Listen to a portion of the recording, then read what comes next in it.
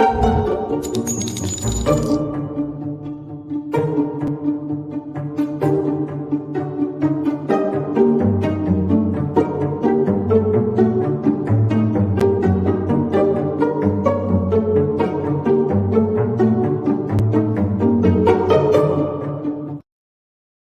everybody, this is Katie Weaver from the True Crime Squad, and I am going to introduce you to an episode that Kristi and I filmed in April of 2020. Bear in mind, at this point, the kids were still missing. There was a lot of controversy swirling around Lori and Chad and their cohorts, most particularly Lori's deceased brother, Alex. A lot of stuff coming out about Alex at that point, a lot of suspicion. And while we're gearing up right now for opening statements to start on Monday in Lori Vallow's trial, I was thinking about Alex and wondering how much Alex's name is going to come up in this trial, how much the defense might be trying to blame all of this on Alex.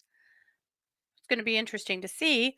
But in the meantime, I thought it would be a great time to reintroduce you to an episode all about Alex.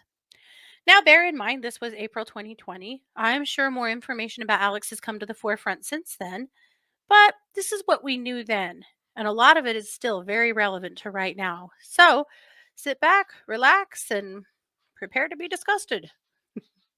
Well, we have been down the rabbit hole for the last few weeks on the Vallow case. And of course, this is the case of missing children. And we always want to make sure that we draw ourselves back to that. There's so many players in this that we've been evaluating, analyzing, but at the end of the day, this is about two missing kids. Yeah. And their names are Tylee Ryan and JJ Vallow. And that's what matters here.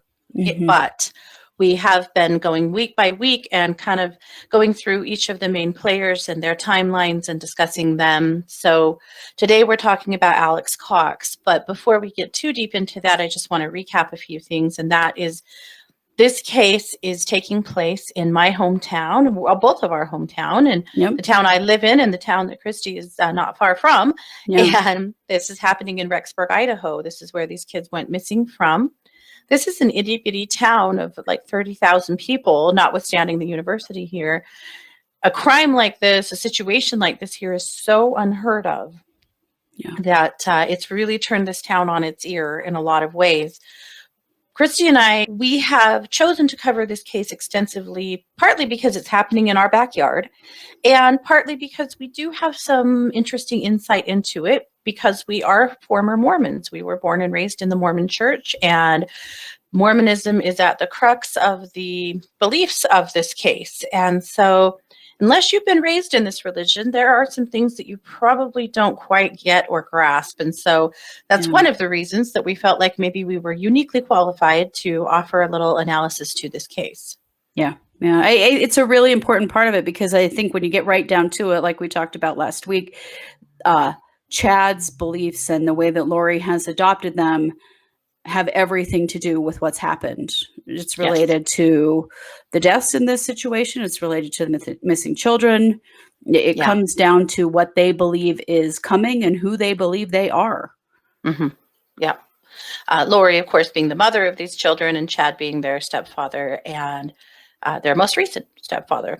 And so if we're leaving you in the dark on a few things, go back and watch the very first recording of this that we did was called Where Are the Children?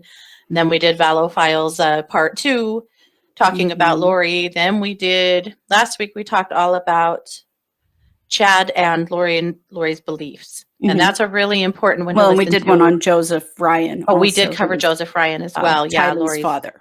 Yeah, Tylee's father, Lori's third husband. So if we're leaving you in the dark, listen to those. It's going to take you all day. Sorry, but it is what it is. We didn't make this timeline. We talked about that. The timeline wraps around all the way around both of our houses to try to keep track of it and all the people. So we knew this had to be a multi-episode feature, and it will be ongoing because the kids are still missing. Mom's still in jail. Yeah, there's we're a long ways from a resolution, I think. Absolutely. So today we're going to dip our toe into the waters of Alex Cox. Alex Cox is I know, gross. I think I it's a know. slimy pond, man. Yeah, we're both, we're going to need some sunshine when this is over. Good, yeah. So Alex is Lori's brother, the uncle to these missing kids. And by all purposes, seems to have been Lori's right-hand man in a lot of ways. Mm-hmm. The more we get into this, I think the more that we can help you to see or well, I guess maybe support the belief that we both share that Lori and Alex seem to have an uncommon relationship, maybe even an inappropriate relationship. There Yeah. is some degree of Alex seeming to take Lori's word as well, as they say, as gospel, Yeah. Oh, yeah. and being absolutely willing to do anything she wanted him to do. Yeah. Some people believe that's because she was perhaps blackmailing him a bit as well. Other people believe it was because of his absolute Lori worship. You guys can decide, but Or we'll was throw it it all out an there. incestuous relationship? That's just my theory, but Yeah. there's just something strange about a relationship, a sibling relationship in which someone is willing to do anything for their sibling to the point of murder. Of murder. Yeah. Yeah. So we're going to back up to Joseph Ryan for just a moment. We've talked about this already, but now we're talking about Alex. So we're going back. Mhm. Joseph Ryan was Lori's third husband, and Joseph was assaulted by Alex. Now, Lori and Joseph had a really bitter custody dispute over Tylee that went on for years and years and years and years. And Alex was involved in that. In 2007, on August 5th, Alex was arrested in Austin, Texas for aggravated assault because he stun gunned, or is that the right word? Tased? I think that's the same thing. Something like that, yeah. Yeah, Joseph Ryan, and threatened to kill him. He ended up, apparently Ryan had just finished a supervised visit with his 4-year-old daughter, Tylee, at the time, and he had suffered injuries. He sprained his wrist in the fall. Alex Cox did 90 days in jail. While he was in jail, he sent a letter to a friend asking her to send him Joseph Ryan's picture, address, and license plate in jail, stating it would be popular in here and some of these guys would like to hang out with him. So while he was in jail, he was trying to drum up some aggression against Joseph Ryan. Mm-hmm. Seems that he didn't learn a whole lot. Later on, there is a comedy clip. We're not going to share it here because honestly, we were pretty grossed out by it. And really just don't even need that fool to have any more attention than he deserves. But if you want to go find it, it is kind of interesting. He talks a little bit about how his brother-in-law was a pedophile, which there's absolutely no proof of that whatsoever. Mm-hmm. Never accused in any way other than by this guy, never accused by his child or even by the child's mother in any public way. No, but says that he was a pedophile, says that he used a stun gun and hit him in the nuts with it, and bragging about it and joking about his time in jail. It's pretty, it's gross. It's typical of this guy, I'm afraid. But anyway, so if you guys want to go find that, you're more than welcome to. But that's a time, interestingly, kind of hauntingly, where he actually spoke about it publicly. Yeah. And then moving forward, so 10 years later, and our understanding is that Alex was a truck driver. I don't have written proof of that, but that's what I'm hearing from others, is that was his vocation, is that he was a truck driver. Just to put that out there. Now, Lori's third husband, Joseph Ryan, was found dead in his apartment in Gilbert, Arizona, of an apparent heart attack. Now, there is two different stories out in the etherwebs here about it. One is that he laid in his apartment dead for 3 weeks before he was found. Other reports are saying that he was in his apartment dead for at least 1 week before he was found. Apparently, a neighbor's dog smelled something and wouldn't leave his apartment alone until they called the police and discovered that there was a dead body inside. The autopsy lists his heart attack, of course, or his death as a heart attack, and he was cremated. But moving into earlier this year in 2020, there was a report that either the FBI or the Gilbert Police Department have reopened that case, and they are investigating Alex Cox in the death of Joseph Ryan. Yep. It's another one of those, ooh, he just fell over of a heart attack kinds of stories that keep happening in this case. And it's questionable. It was also an unattended death. And that's why I really question what's going on with the Gilbert Police Department here, because over and over again. Why was this unattended death why was there not more investigation? We're not talking about an 85-year-old man, This is a middle-aged man. Yeah. And there really was no question. They just, this is how he died. Well, I think now they're probably regretting that and looking back on, is it really? And considering, that someone had threatened his life and assaulted him, and the history, the family history here, and he's an unattended death. Why would you not be looking into that? Absolutely. Now, luckily there was an autopsy performed before he was cremated, and so there is, an ongoing investigation, which is interesting. But there seems to be several balls dropped here. Right. I mean, how far? What was it? A cursory autopsy? What kind of autopsy was it? Yeah. True. Yeah. Because heart attack and heart failure are two causes of death that are just sort of they're dead, their heart stopped. So she did this. Yeah. Right. Yeah. Yeah. And so that I always feel like that's a concern when there wasn't, a medical doctor involved. There wasn't anybody witnessing it, Yeah. Because here's a news flash. Every time someone dies, their heart stops. It doesn't mean that's what caused their death. So I don't know. I have questions. So I'm very glad that they're looking into that further. Me too. And very curious to see where that goes. So now we're going to move forward again to 2019. Early 2019, Lori Vallow disappeared from her family, just took off for 58 days. And for part of that time, it is believed that she was staying with Alex Cox. Part of that time, it looks like she was in Hawaii. And part of that time, it looks like she was perhaps in Idaho at a Preparing a People event in Boise. Part of that time, at least, though, she was with Alex.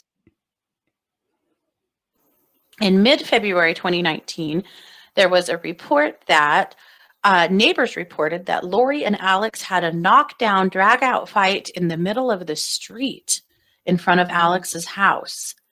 The fight between them was so bad that neighbors were considering calling the police. They told the Daily Mail that she was screaming at him and accusing him of bringing shame to their family or disgrace on their family. After it was over, she left the house and didn't come back. That looks like it may have been when she finally showed back up at her residence with her family that she had slipped away from. So at any rate, pretty interesting stuff. Her car was at his house for an extended period, though, and there were many attempts there to serve her with some of the papers that Charles Vallow had filed, including a restraining order, and there were orders there for her to have a psychological evaluation. She was never served because they could never find her, being sheltered, obviously, there by her brother. So that happened. Now, moving forward to one of the most notable events here, and that is on the 11th of July. This is when Charles Vallow was shot and killed by Alex Cox. Charles Vallow, of course, Lori Vallow's fourth husband and the father of JJ, the younger missing child. So the shooting occurred around 8:30 a.m. Cox did claim self-defense. He claimed that Charles Vallow hit him in the head with a bat. We're going to hit the pause button on ourselves right now because I'm going to play for you the 911 call. It's about 7 minutes long. It is well worth the listen. So we're going to step away for just a moment here so you guys can listen to the 911 call, and then we'll be back to analyze that. 911, where is your emergency? It's at 5531 South Four Peaks. I think it's Four Peaks Lane, I'm not sure. I'm sorry, you say you don't know the direction? I don't know the street name, if it's a lane or court. It's 5531 East, though? Yeah, or south. South Four Peaks. 5531 South Four Peaks in Chandler. Is that right? Yes. You need Yes. police or paramedics? Both. I'm in police and an ambulance. What's the emergency there? I got in a fight with my brother-in-law and I shot him in self-defense. Okay, let me get the medics on the phone. And is he hurt or is he alive or? Yeah, there's blood. He's not moving. How long ago did this happen? A couple of minutes. Fire department, what is the address of the emergency? 5531 South Four Peaks. And is that a house in Chandler? Yes. And your phone number, please? 480-351-9120. And just repeat the address to confirm it. 5531 South Four Peaks. And what is the emergency? I shot my brother-in-law. Okay, what part of his body is injured? In the chest. I'm sorry, where? In the chest. Okay, is he awake and responsive or unconscious? Unconscious. Okay, is he breathing? I can't tell. Okay, are you willing to go over to him and check? Sure. Okay, do you just let me know if you see his chest going up and down? How old is he? It's not moving. He's 60. Okay, and are you wanting to start CPR? No, I don't know how to do that. I can walk you through it. Okay. And what I want you to do is you're going to put one hand in the center of his chest. Yeah. The other hand's going to go right on top of it. Okay. You're going to interlock your fingers, keeping your arms straight, and you're going to press down hard and fast into his chest. You're going to go 2 inches down and fairly quickly. 1, 2, 3, 4, 5, 6, 7, 8, 9, 10. Making sure his chest goes up between each compression. Where's the gun now? It's in the other room. Okay. PD, we're going to stage for you. Okay, thank you. Okay, just keep going with those compressions. PD, did you have any other questions? Yes, what's your name, sir? My name is Alex. Last name is Cox, C-O-X. And where are you in the house now? In the living room. And where is the gun? It's in a bedroom.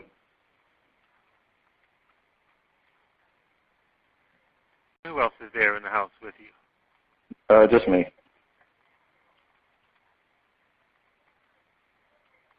What gun is it? Was it a It's my gun. It's a 45. pistol? 45 caliber pistol? Yeah. Yeah.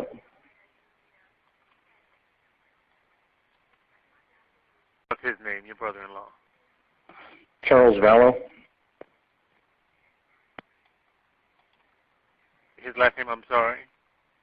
V-A-L-L-O. Vallow. V like Victor or G like George? V like Victor. Okay.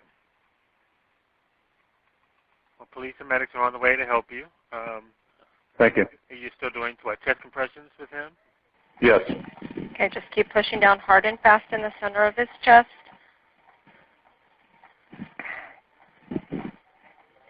How long ago did this occur? Did it just happen?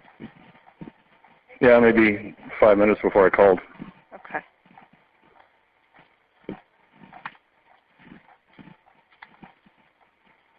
Just make sure you're still pressing down at least 2 inches into his chest, and it comes up with each compression. 1, 2, 3, 4, 5, 6, 7, 8, 9, 10. 1, 2, 3, 4, 5, 6, 7, 8, 9, 10.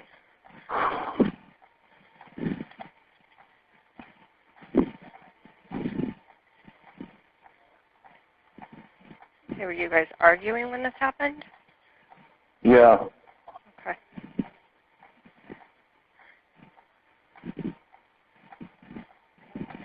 And you said there's nobody else there, just you and him, correct? Correct.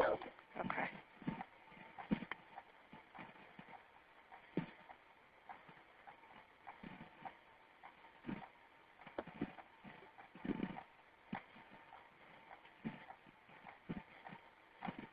Katie, just let us know when it's secure. Certainly, we'll do that. Thank you.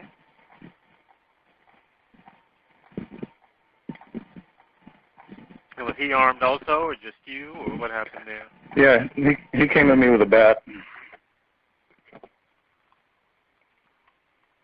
Anyone been drinking or doing drugs or anything today, or no? I don't know, but I've never seen him that enraged before.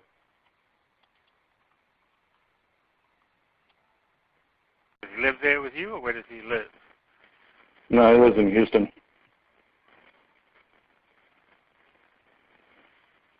He's what, married to your sister? Is she? Where is she? Correct. No, I think she's taking her son to school. Okay.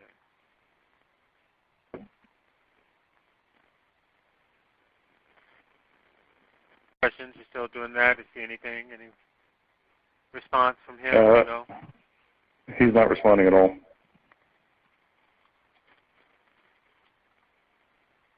Some officers should be there. Let me know when they get inside to you. Is the front door open? Yeah. It's unlocked. Okay. Can you come out, walk outside with your hands empty? Sure. Are you able to do that with your hands Sure. up and empty? Yeah. Yeah. Your front door, right? Yeah.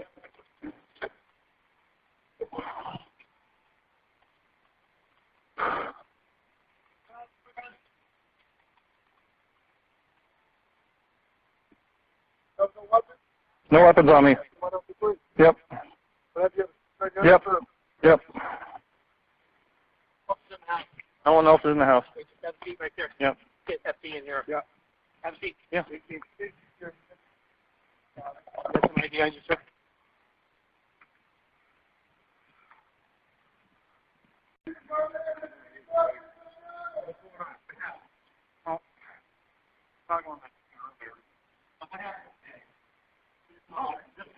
You came at me with a bat? Okay, so there you Whew. have it, right out of his mouth. Having lots of thoughts and lots of feels after that. Yeah, holy. I mean, it is graphic, the whole thing is graphic. There's also a body cam. There's body cam footage from the police officer. We're not going to show that here, but I highly recommend that you guys go and find it and watch it if you have the stomach for it. Yeah, if you have the it's stomach a lot. it's very graphic. It shows the body, it shows blood. It's, if those things you're sensitive, don't watch them. But But let's talk about the 911 call. First Oh of my all, gosh. thoughts and feelings. What have you got?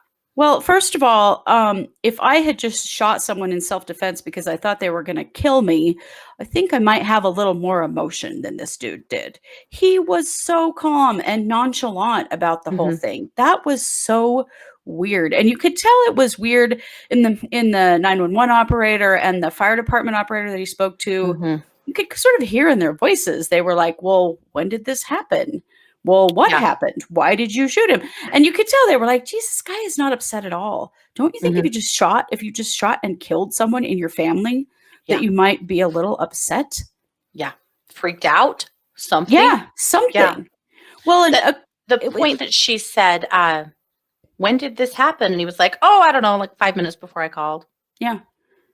And he told, I don't know. and he said 2 minutes before he called to the 911 operator and 5 minutes to the fire department operator. And I thought, you know what? It's been a lot longer than that for both.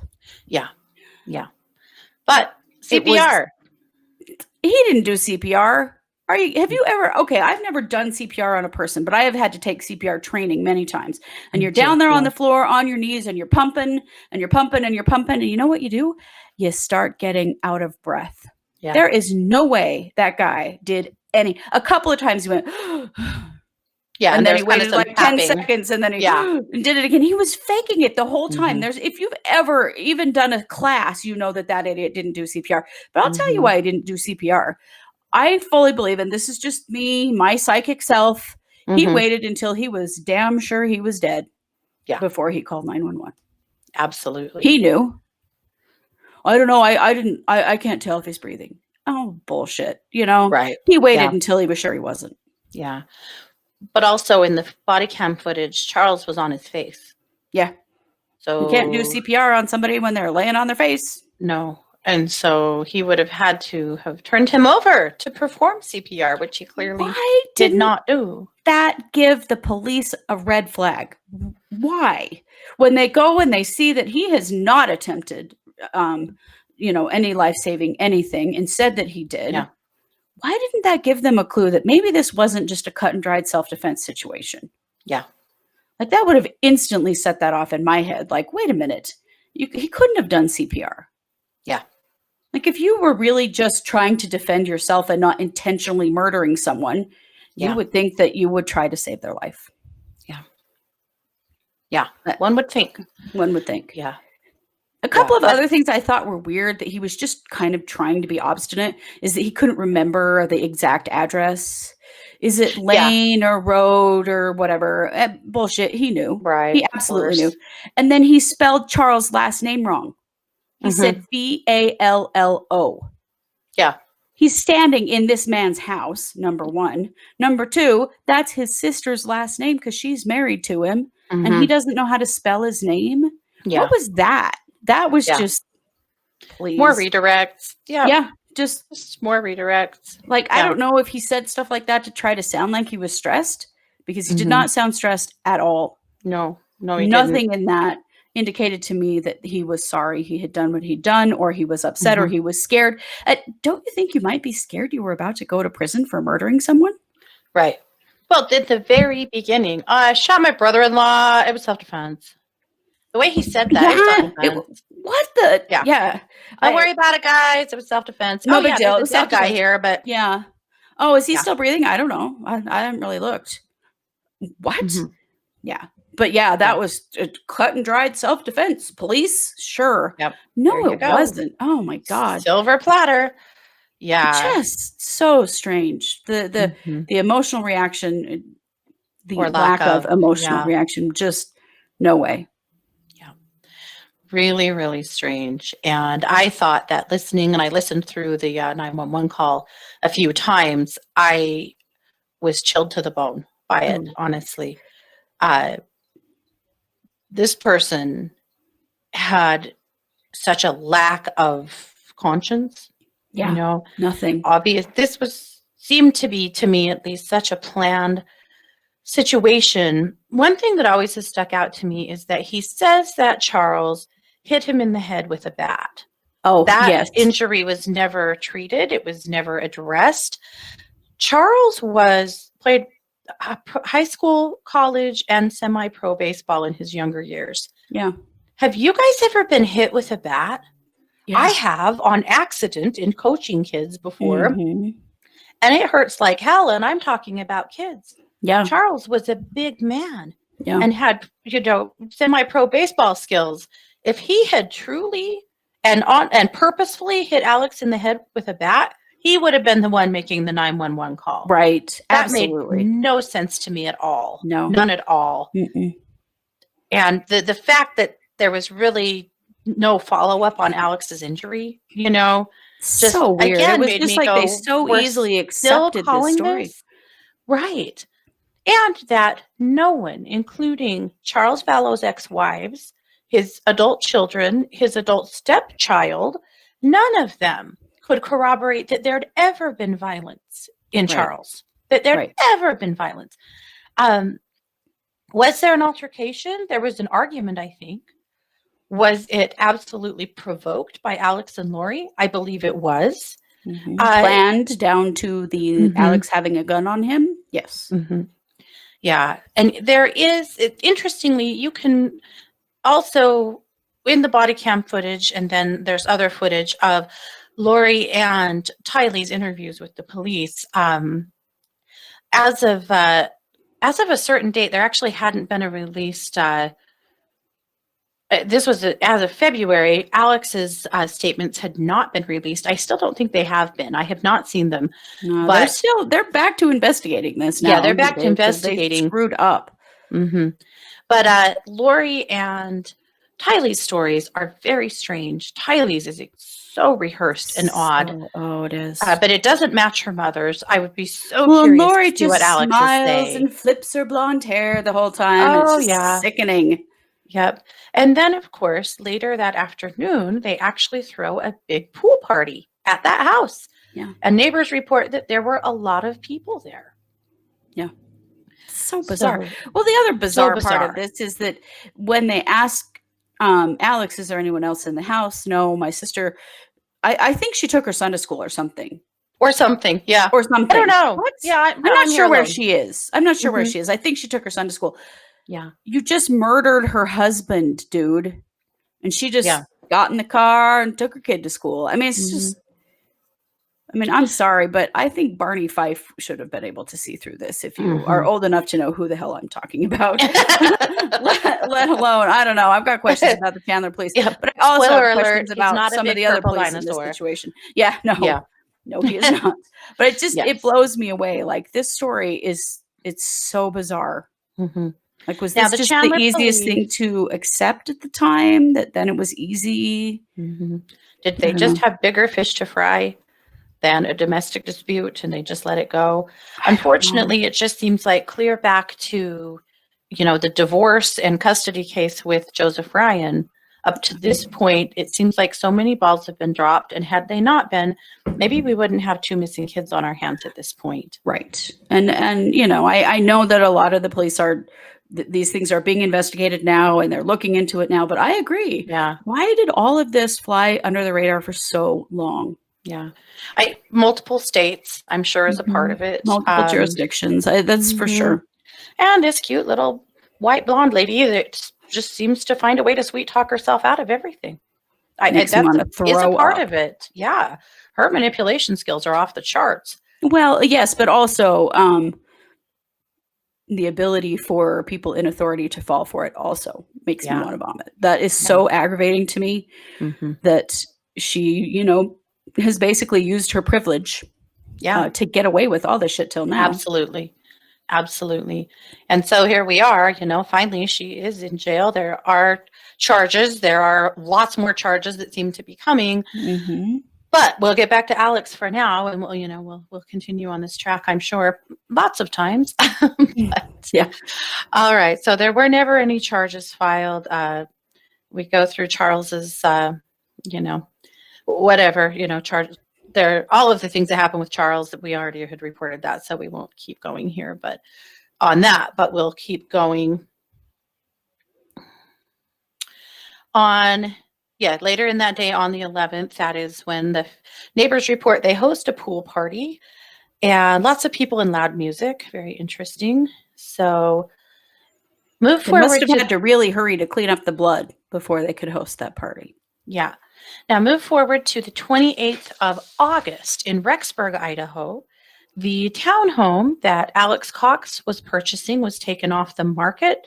It's believed then that was when he purchased it. So eventually, Lori and Alex and Melanie Boudreau all purchased or rented townhomes in the same complex in Rexburg.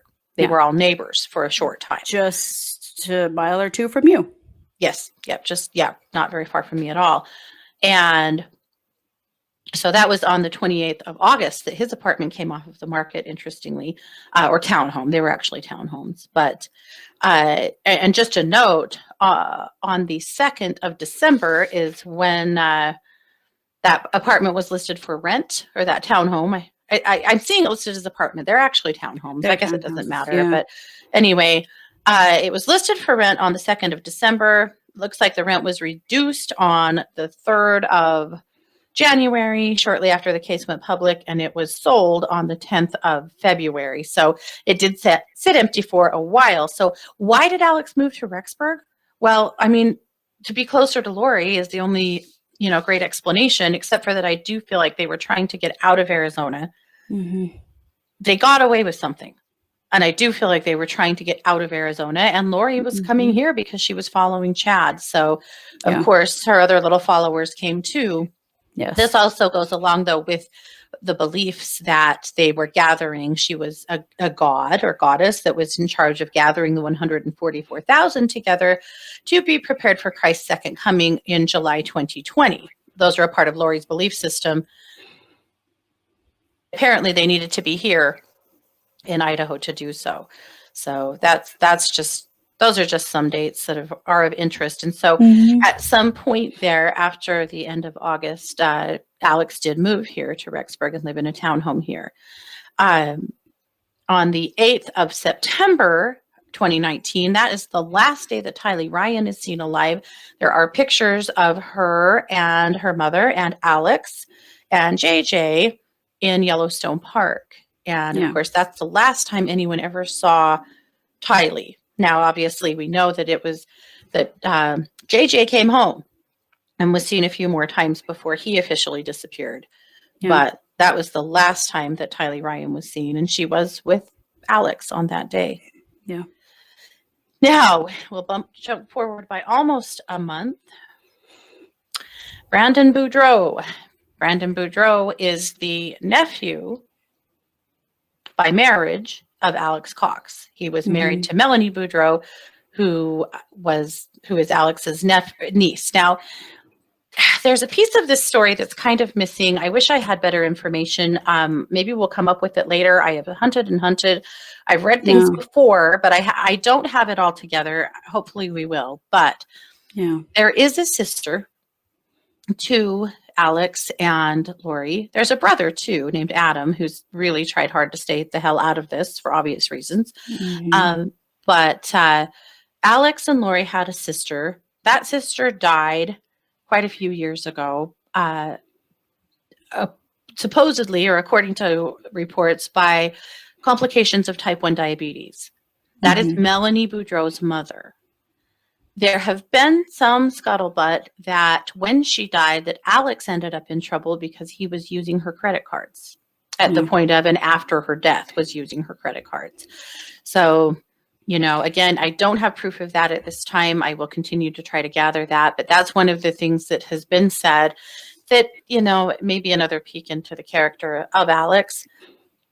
I'm not saying that Alex killed his sister. I'm not making any, assertion. I don't know that.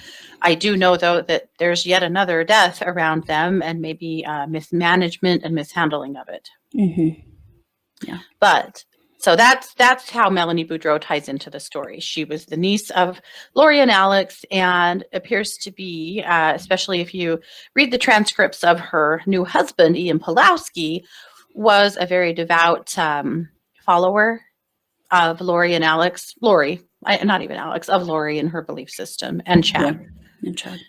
So back in Arizona on the 2nd of October, Brandon Boudreau, this is the soon-to-be ex-husband, of Melanie, was shot outside of his home in Gilbert, Arizona, around 9:30 a.m. The shooter was driving what has been now identified as Tylee Ryan's 2018 Jeep Wrangler. It was owned by Charles, who then I guess was owned by Lori. It's registered in Charles Vallow's name. It had Texas plates, and Boudreau and his private investigator did identify Alex Cox as the shooter. He did not kill him. He missed him by inches, shot out the window of his Tesla, and he managed to get himself and his children to safety because at that point it occurred to him or appeared to him that perhaps he wasn't safe after being shot at, and after seeing what happened to Charles, he managed to become safe, get him and his children safe. And, I think that had he not taken some steps to assure their safety, it really makes me wonder. Yeah, if he was next on the list. Well, he was, obviously. This isn't the only failed attempt on one of the people in this situation who did die, because there was a failed attempt on Tammy Daybell as well. Yes, there's a failed attempt on Tammy Daybell. Now, there's some interesting information about that, at this time, about a storage unit that Lori had acquired in Rexburg. And the tapes from the security tapes from the storage unit show on one day Chad and Lori coming into the storage unit, working together to carry in what looks like a spare tire and the seat out of a Jeep, or presumably so. And that was the day, or I believe the day before, Brandon Boudreau was shot at. The day after Brandon was shot at, there is footage of Lori and Alex coming back to get it, taking the seat and the tire out of the storage unit, putting it presumably back in the Jeep. Yeah. So who was driving the Jeep? Because it seems as though, and this is what Brandon Boudreau and his attorneys are saying, is that Alex was in the back of the Jeep shooting out the back window. So who was driving the Jeep? Yeah. It wasn't Lori, because she was she was shown, in footage in Rexburg. It doesn't appear to be Chad. He was also in Rexburg. So that is always of interest to me, that somebody was driving that Jeep. There have been allegations that it was Tylee that was driving that Jeep. Yes, but this was in October. I know. So we don't know. No one knows. But that is one. Yeah. That is one of the stories out there. Mm-hmm. But it doesn't line up with her. No one seeing her. But that was one. Now, obviously, we know that Alex has been to jail. He's been into trouble. It's not a stretch for me to think that Alex has friends in low places, Right, but for sure. Maybe it wasn't that big of a stretch to think that he had somebody that would drive the Jeep, no problemo, or that it was someone else involved in this case. Could it have been Melanie? She says no. She claims that she has no idea it happened, but somebody does. So that's all, those are points of interest at any rate. A little right around that time as well, Melanie Boudreau showed up in Utah at her in-laws' house trying to get her children back. She claimed that she had legal papers giving her the rights to take them. The police disagreed with that. They arrested her and took her to jail, where guess who comes and bails her out? Uncle Alex. Yeah.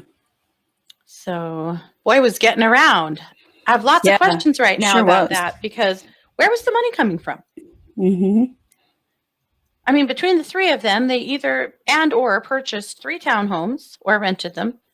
They were all moving to Rexburg. It doesn't appear that any of them were working. No. And Alex was all over the place. Yeah. Where was the money coming from? Yeah. I think that's a big question that has not been answered yet in this case, because there seems to be a lot of money that seems to have no source. Yeah. Because we know Lori didn't have it because she didn't get Charles' life insurance. Right. Now, then we have, of course, the death of Tammy Daybell. Well, back up. On October 9th, Tammy Daybell files a report with the Rexburg Police Department claiming to be shot at by a masked man carrying a paintball gun in her front yard. Yeah. They have later determined that that was not a paintball gun. That was a rifle with a silencer on it, or a gun of some sort with a silencer on it. Yeah. A lot of authorities now are there's a belief now that that was the same gun that was used to shoot at Brandon Boudreau. There's a big belief now, and they are investigating Alex's connection to the death of Tammy Daybell. So that's the big question. Was that Alex? Was he trying to kill Tammy in her front yard? Well, they found that gun in Charles' house. That was one of the things, or Chad's house, sorry. Yes, in Chad's house, when they did, when they went in and searched Charles' house, they found that gun. That's why they know what it is. Yep. So, who was running around with that gun? It was a masked man at dusk shooting at her in her driveway. Yeah, dressed all in black, head to toe. She wouldn't know him, I would imagine. Yeah. Maybe she would. I don't know. I mean, obviously, there's been some affiliation here.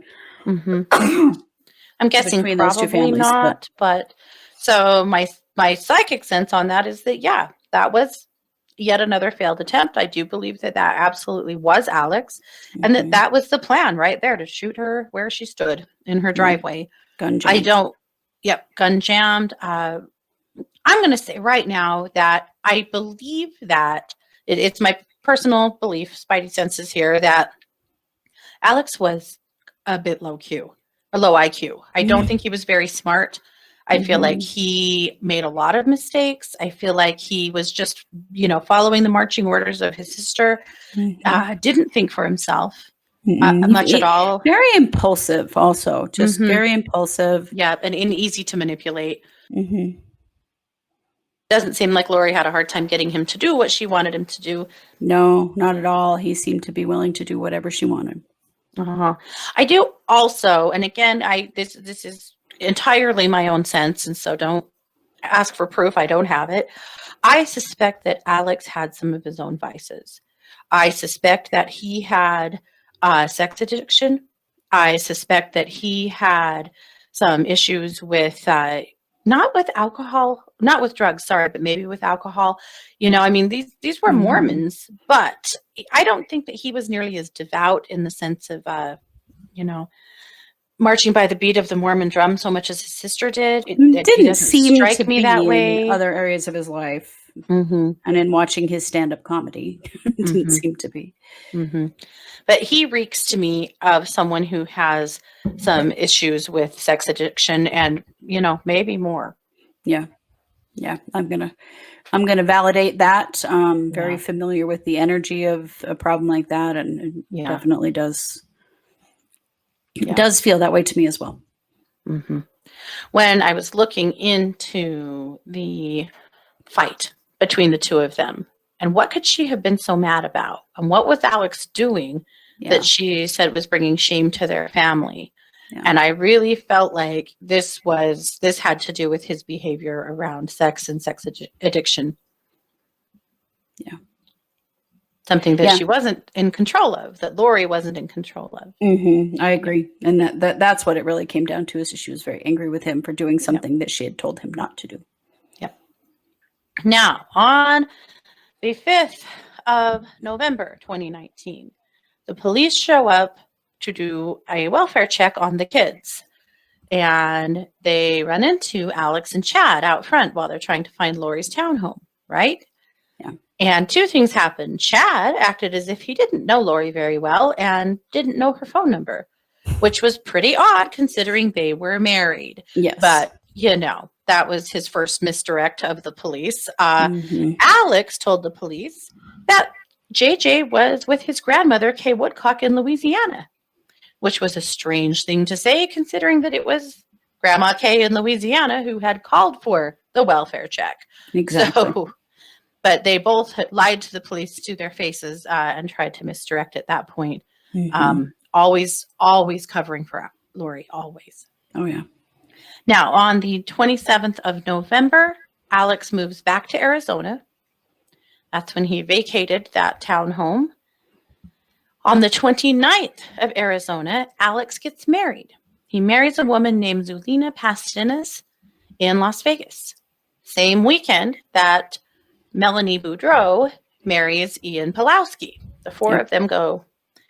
Interesting. According to the owner, they got married. Okay, they got married at a chapel of love in Vegas. The minister spoke about it later, saying there was a lack of emotional response and that they were very cold. It was all business. They wanted to get in and out. The service lasted for 8 minutes, and the only witness was the chapel security guard. Yeah. Interestingly, Alex takes Zulima's last name. Is this another attempt to just escape the public eye? Is this another attempt to close themselves off a little from the police that might be closing in? You can make your own decision about that. Right. So Melanie and Ian immediately leave Vegas and head back to Rexburg. Melanie claims that Zulima and Alex stayed in Las Vegas for 2 extra days to prepare earthquakes to strike in Utah.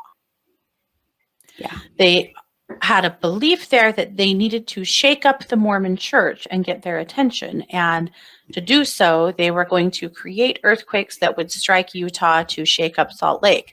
Now, really interestingly, this spring, that Salt Lake area, Salt Lake Valley in Utah, has had a bunch of earthquakes, and Yes, some they that did damage to some of the Mormon buildings there, the temple and some things. So The that's Temple really Moroni weird. dropped his trumpet off Yeah. the Salt Lake Temple. Yeah, Yeah. weird. Didn't happen in November like they were trying to plan, but it did in fact happen. Yeah. Did they cause them? I'm not saying they did. Probably not But- because it's the Wasatch Fault Line, but still. But they don't usually get earthquakes like that there. So that's kind of a weird note. But Yeah. again, this kind of tracks their belief system, but they were preparing earthquakes. That's what Melanie Pulowski said. Yeah, I'd be really Well, curious it's what to know Ian Pulowski said. how that they were Melanie preparing said. them. I have not heard that, and I would like to know. How were they? I know. preparing Just them? from like a metaphysical standpoint, I've been examining that. What did they Was think that- they were doing? Right. Was that a disruption in the ley lines? Were they actually like trying to attack the Wasatch Front? Like from an energetic place. Sorry, you guys, going way off of the case here for a minute, but from an energetic place, what does that look like? What does that mean? Interesting. And why would you do it? Why would you do it? Right. Because yet again, if you are someone who believes that you can create an earthquake, which, I know a lot of people in a lot of different metaphysical worlds, and I believe that some people probably actually do believe that they can, and maybe some that can. I don't think that's completely far-flung, that they could create some kind of movement in the earth with enough intention or work. And, call me crazy, some of you will, but I've seen a lot of things, so, Right. But to me, if I believed that I could create a massive earthquake, that would, and believed that I wanted to create a massive earthquake, the result of that would mean that I didn't care about lives lost. Yeah. Right? Yet again, you would have to think that this goes back to all of the beliefs that these two have been, or that these guys have, that their means to an end are justified, that God said so they'll do what they are told. Yeah. If you thought that you could create a natural disaster and you were more than willing to do so, you wouldn't care at all about the fact that people could die, that you could create a terrible thing. I mean, that's scary to think. Cold you are. Yeah. Yeah. Yeah. Well, at this point, he's already at least killed one person, maybe two. Yeah. So, is it that far-fetched to think that he would do something like that, or think that he could do something like that? Probably not. Right. Right. So now, fast forward, these two have been married since the 29th of November. On the 12th of December, so just 2 weeks later, Alex Cox dies. He dies of suspicious causes in Gilbert, Arizona. Zulima's 25-year-old son, Joseph Lopez, finds him unresponsive on the bathroom floor in his own feces and is unable to turn him over or administer CPR because he has lost control of his bowels. He is apparently convulsing and foaming at the mouth. He refers to Cox in the 911 call as his mother's boyfriend and doesn't know his last name. So I thought that was an interesting piece. This man is 25. He's not a kid. All he knows Alex as is his mom's boyfriend. Doesn't refer to him as her husband, which makes you wonder if he knows, but he's her husband. Doesn't know his last name. Very interesting. At any rate, he dies. Their family has been telling people that he died from an asthma attack. And yet, obviously, there's something stinks here, and it's not just Alex. So, cause of death has not been determined. Well, or it has not been released publicly, I would say. Maybe it has been determined, but it's under investigation. And it was ruled as a suspicious death. Yeah. So there is toxicology involved in that. There is an autopsy ongoing. So that's what we know. Moving forward this year, of course, there have been, sometimes there was a Justin Lum had reported that he had received some confidential info from the Gilbert Police Department that they were now investigating Alex for Charles's death. They also, the local police here are investigating Alex for Tammy's death. There was a leak that, anyway, and this was reported by Arizona Family, they reported that sources close to the missing Idaho children told CBS News that Alex Cox may be linked to Tammy Daybell's death. He died before he could be questioned, but that there is an electronic paper trail that they are following. So there's something interesting there. So I guess we go back. I mean, do we want to talk about that death? Some people believe that he killed himself. Some people believe that he was killed by somebody else. So what the hell happened? And also, why did he and Zulema get married? Actually, let me tell you guys a little bit about Zulema, and then we'll get into that. So Zulema is LDS. She is, pardon me, she's a self-professed emotion code practitioner. Some of you guys know what that is. It's a pretty common energy work type modality. She lists cuddling as one of her services in her profile, interestingly. Okay. Yep. She, of course, did marry Alex. That's about all we know about Zulema. She's been really, really quiet. I suspect that she's involved, though, in that same group. Yes. Oh, yeah. She's involved in that same group. I think that we probably need to know a little bit more, about this moving forward. I think that more information about Zulema will come out. She's done a good job of staying below the radar for pretty obvious reasons. So a few questions I have that I would like for us to analyze. The first of all is, why did Zulema and Alex get married? Okay, so here's what I have on this. At the time prior to this happening, Lori's big job was gathering people in for the 144,000. And I feel like she was deeming people either in or out of her special club. And if you were in the club, if you're a Mormon, you have to be married. That is a big Mormon rule, that you don't get to go to the highest of heights, and you don't get to run with the big dogs unless you're married. Weirdly, and let's say this very clearly, unless you're heterosexually married, right? And Alex was not. And also, well, keep going. I have another question for you on that, but keep going. Yeah, okay. So Alex was not, and obviously has maybe had some issues in the past. I don't think Alex had ever been married before. And Zulema is supposedly one of these, high ups in this group, preparing of people or whatever they're going to call themselves now. I don't know. And so I feel like Lori was trying to connect him to someone in that organization, just like she was now connected by being married to Chad. And I feel like there was also this stuff with Melanie where they had determined that Brandon Boudreaux was not in the club.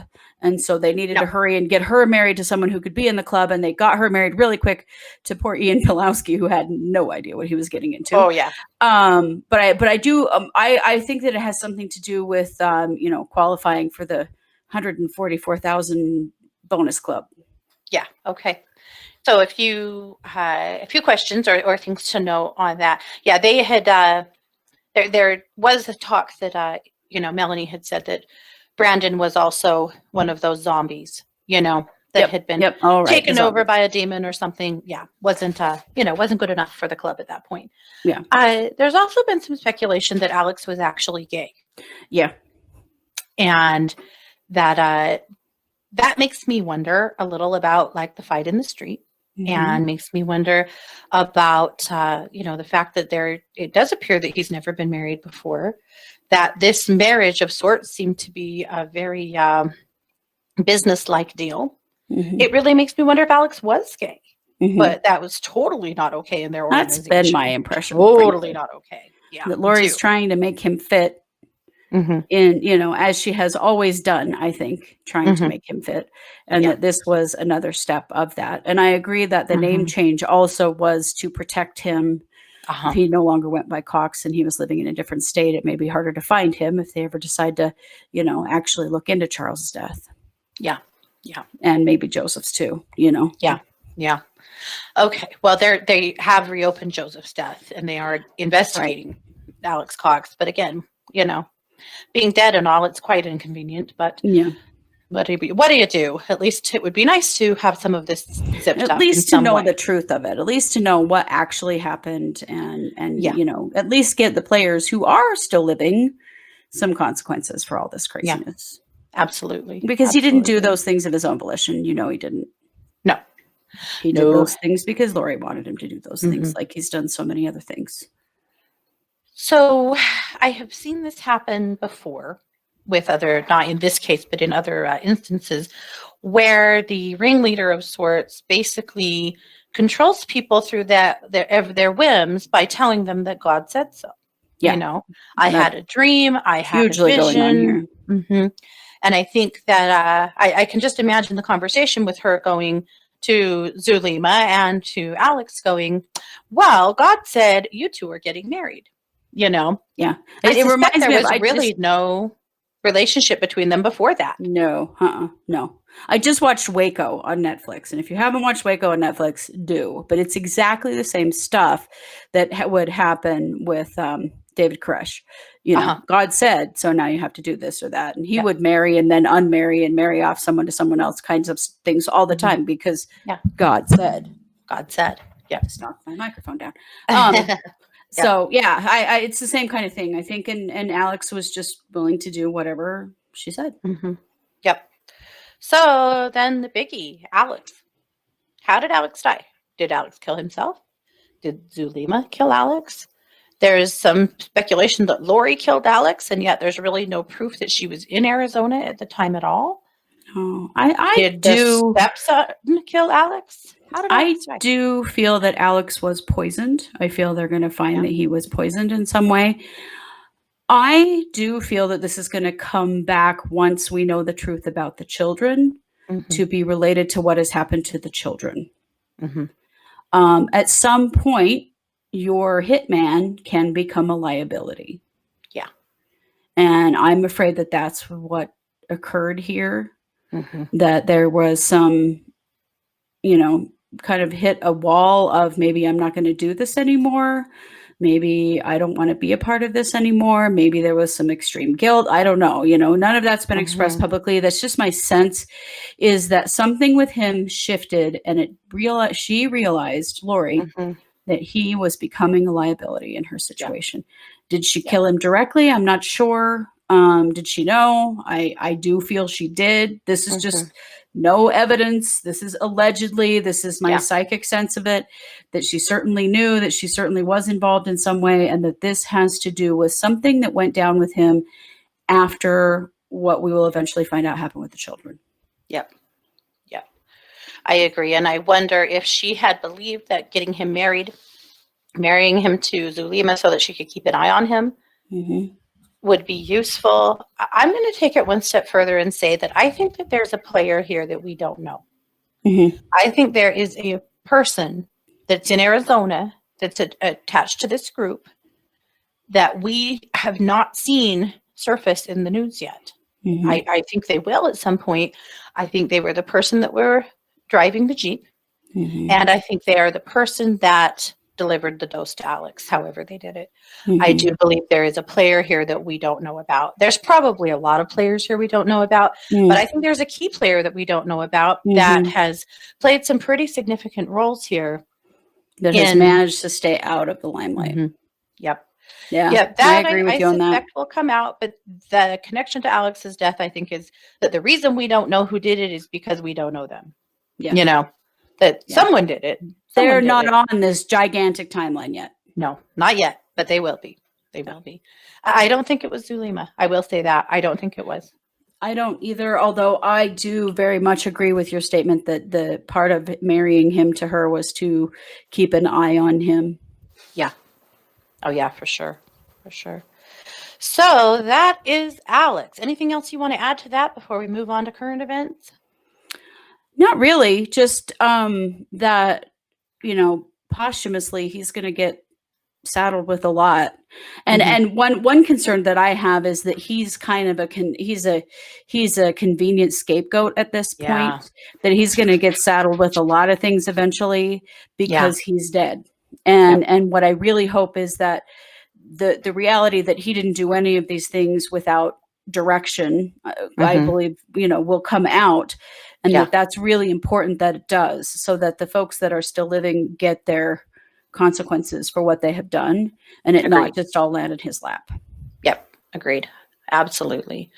Okay. So, and if you guys have anything you want to add or share or pick apart with this, just throw Feel it at us free. in the chat room. You know what? There's whatever you want to tell us is absolutely fine. We Mhm. definitely keep an eye on the comments. I'm calling it the chat room. That's my radio brain. Yeah, right.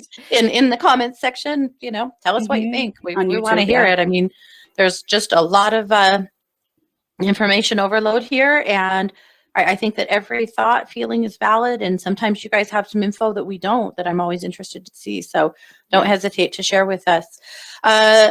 Some current events, this case is changing literally sometimes on the daily, so a Mhm. couple of things to note.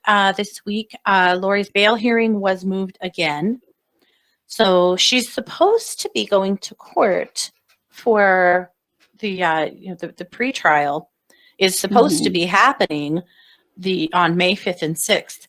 Will that be moved? I think it's very likely. So what's happened Yeah. basically is that the Supreme Court has had orders out across the nation to keep the amount of things in the courts at the bare minimum right now because of COVID. And so now twice a bail hearing has been pushed back. The people who support her have been really enraged by that, and they're continuing to claim that her constitutional rights are being violated. The fact is, she's already had 2 bail hearings. Right. And, the prosecutor has called this an abuse of the courts, that you don't get to constantly reevaluate bail when the judge Right. has spoken. But Right. since there is a new judge on the case from the last time she applied for, asked for a reduced bail, they're asking again. Mhm. So, it's kind of one of those things that, is she really entitled to another bail hearing? Well, the courts are saying it's not that important to us right now. We're trying Yeah. to keep everyone here safe from getting COVID, so we're cutting back. So Yeah. that was of interest. So now the bail hearing is set for next week, the first week in May, which would only be a few days before the pretrial hearing. But I still suspect we'll see the pretrial hearing be moved. But Mhm. I do too. so those are some of the things happening. The other is that her attorney, Mark Means, filed with the state attorney general's office, and he filed with the Madison County prosecutor's office, asking for a boatload of very specific documents and things related to Charles, related to Joseph, related to Alex, related to Chad. Well, in the state's case against, about Tammy Daybell. Yeah, the state's case against Tammy Which Daybell. no one has even been charged on that case yet. So we've been watching this one with interest because that has been our question. Are they truly required to turn over these things? Turns out, no, they're not. Mm-mm. Both offices responded this week to Mark Means objecting to his request, claiming that they are, basically completely irrelevant. No one has been charged, and or they're irrelevant to the case at hand. And so this enormous amount of paperwork that he has requested, he's getting very little of it because he's asking for things that they are not in any way obligated to turn over, and perhaps not even things they have. Remember that Mark Means is not. Stuff. Yeah, well, remember that Mark Means is not a criminal law attorney. Mm-mm. And, lots of lawyers are kind of watching this with a little snicker going, bro doesn't know what he's doing. And he's proving it over and over again. That worries me only that I would never want it to be deemed that Lori didn't have appropriate counsel, except for that she's the one that hired them. So I think it would be okay. The other thing that came out, though, was a witness list, a potential witness list of witnesses that could be called in Lori's current charges. Now, Lori's current charges are 2 counts of, help me. Child abandonment. Thank you. Felony child abandonment. Felony child abandonment. And then there's 3 misdemeanor charges relating to, failure to appear, with the kids back in January, and lying to the police, asking her friend to lie to the police. Asking her friend, Melanie Gibbs to lie to the police. So those are the charges. So anyway, basically, they did send out a list this week of 47 people that the prosecutor may call in this case. Chad Daybell is one of them. So there's been a lot of scuttlebutt about, well, he wouldn't have to, would he have to actually testify where this is his wife? Well, here's the answer. No. In Idaho, yes. Yep. We don't have a spousal privilege in Idaho. And there are special laws pertaining to children that also negate any idea of spousal privilege. Right. And what happened to the kids happened before they were married. And so there's all of these reasons why. The only thing that Chad could claim, and this is Idaho, don't forget, is some kind of religious privilege. And so, and he might. Right. He Here probably we go. Well, we've Here we also go. talked about that he may, in fact, plead the Fifth, invoke the Fifth Amendment, as, you know, because it will be self-incrimination. And so there's some questions about all of that. What I thought was very funny is that the news published this list with the headline, "Are you on the list?" Because it was so many people. It was like, you better check. Maybe you're on this list. Yeah. Well, it's all of the teachers and people that had access to JJ after she came to Idaho, neighbors, clergy, friends, a lot of various people. Yeah, it's very interesting. A lot of people, including some members of Chad's family. Yeah. Because, Chad's parents had reported that Lori told them that she was an empty nester. Yeah. Another person here in Rexburg that she had told that Tylee died a year ago when she had moved to Rexburg. Her daughter had died a year beforehand.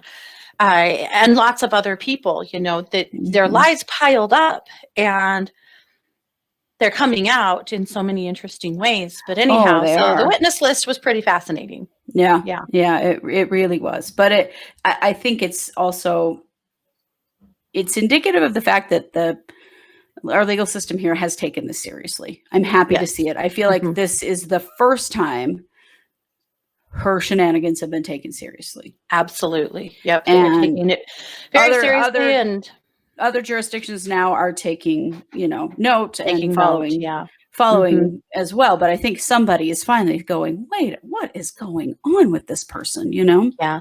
One of the witnesses was the United States Social Security Office. Yes. Because is, she's been collecting the kids' Social Security even after they were missing. Yeah. And as that is a federal crime. That is a really big deal. My son receives Social Security. I know about this.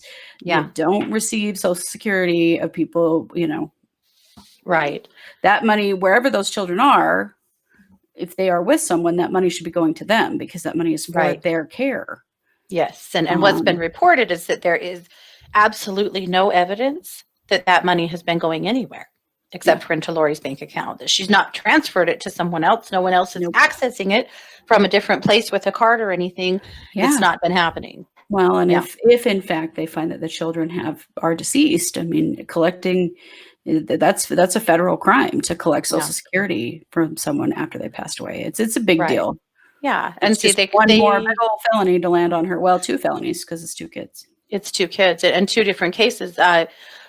Tylee would have been receiving Social Security because her father is deceased. Now, JJ could have been receiving Social Security because potentially he could be on disability because he is autistic, or he was receiving Social Security because of Charles's death. Yes. So one way or the other, there's 2 cases there. Yeah. So that's what's new in this case. There's always something. So we'll leave it here and we'll see what happens. Obviously, if they do make it to court there on the 5th and 6th, we will definitely be reporting on that. And if they don't, there's still so much more to come. So, I'm sure we'll have updates. And there you have it. So we are gearing up. We're getting ready for Lori's trial to start in earnest next week. And we just cannot wait for a guilty verdict. I'm sure you guys can't either. So thanks so much for being here. This has been yet another production of the True Crime Squad. Take care.